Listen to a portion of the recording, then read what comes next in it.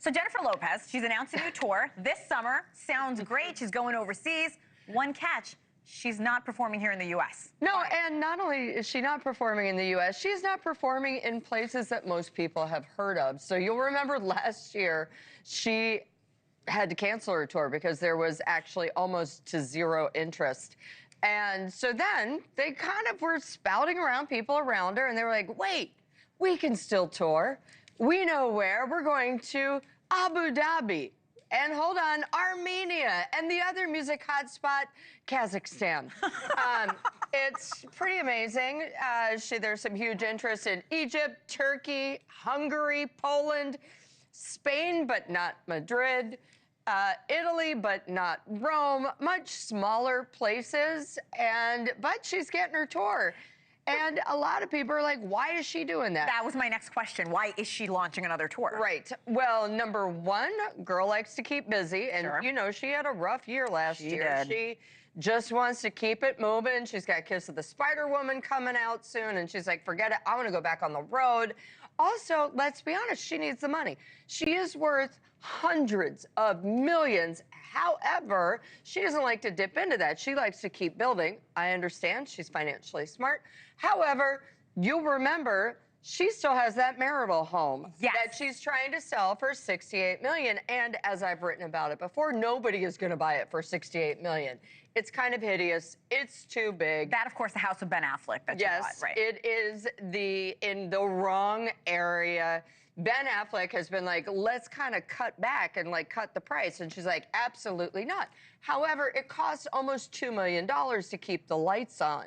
Oof. And that's not including staff and, right. She and Ben right now are paying $2 million for an empty house while they try to sell it. So, you know, go on tour, fray that cost. And also go to Abu Dhabi, where you're going to be treated like a queen and your ego's going to be hugely boosted. Why not? Romania, Turkey, let's do it. All right, let's talk about Taylor Swift, because this is a story that's really not ending when we talk about the Justin Baldoni, Blake Lively saga. Fill me in. All right. So, as we know, Taylor and Blake took a break. Then they were kind of talking again. However, then came the Super Bowl.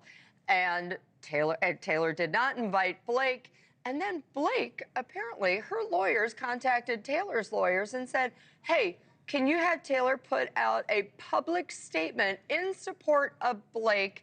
And if you don't, we've got all these text messages we may or may not leak. From 10 years, I believe. From 10 years. Yeah. They got everything. Right. And, you know, so Brian Friedman, Justin Baldoni's lawyer, alluded to this in a letter to the court. In the court letter, he said, the lawyers were in touch. We're really, you know, we heard from somebody close to Taylor Swift. It all sounded like a bad gossip column until the Daily Mail reported that the source close to Swift was none other than Papa Swift, Scott Swift. And we know that Scott Swift has intervened in his daughter's behalf before, and he's just kind of fed up.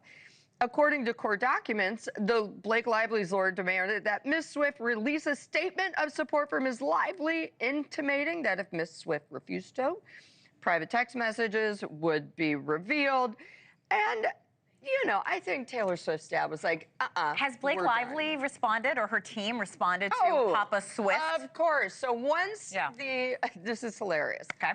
Once the judge knocked down Baldoni's request, she took it, Lively's team took it as a huge win, and they released this statement.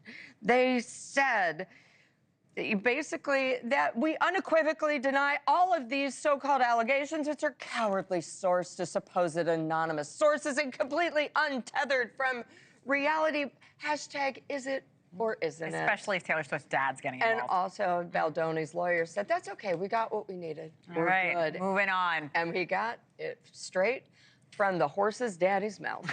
Paula, Froelich, thank you so much. Be sure to subscribe to the Scoop newsletter for the biggest stories in entertainment. Thank you for watching. Subscribe below and download our NewsNation app right now on your phone, and you will get fact-based, unbiased news for all Americans.